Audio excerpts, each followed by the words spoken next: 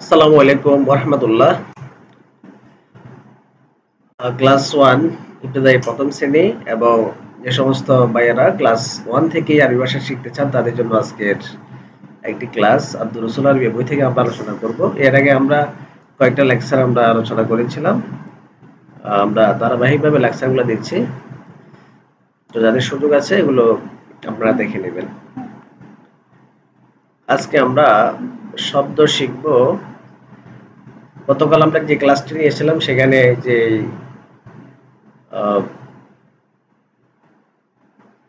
সেখানে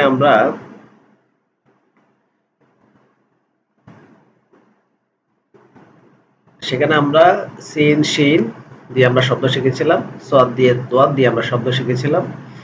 আজকে আমরা শিখব দারসুল হাদি আশার 11তম পাঠ তোয়া জোয়া আইন গাইন, এগুলা দিয়ে আমরা আজকে শব্দ শিখব।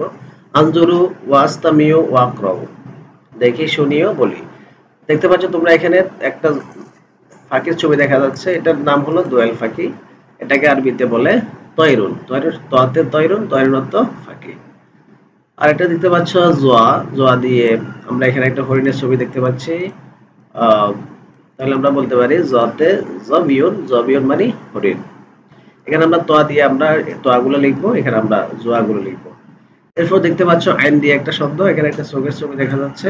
তাহলে আমরা বলতে পারি আইন দিয়ে আইনে আইনুন, আইনুন অর্থ চোখ। আর একটা গাইন দিয়ে শিখবো আমরা, গাইন দিয়ে একটা তোমরা এখানে একটা গানামন অর্থ ছাগল, একটা ছাগলের ছবি দেখা যাচ্ছে। তাহলে আমরা বলতে পারি গাইনে গানামন, গানামন অর্থ ছাগল। তাহলে আমরা তোয়া জোয়া আইন এবং গাইন দিয়ে আমরা শব্দ শিখেছি আজকে। তো লাগতো আমরা লিখি, আইন দিয়ে আইনগুলো লিখবো, আমরা গাইনগুলো লিখবো। তো আগামী ক্লাসে আমরা তাদরিবাতুন আম্মা অর্থাৎ অনুশীলনী আমরা আলোচনা করবো ইনশাআল্লাহ। তো সবার প্রতি শুভকামনা। আসসালামু আলাইকুম ওয়া রাহমাতুল্লাহ।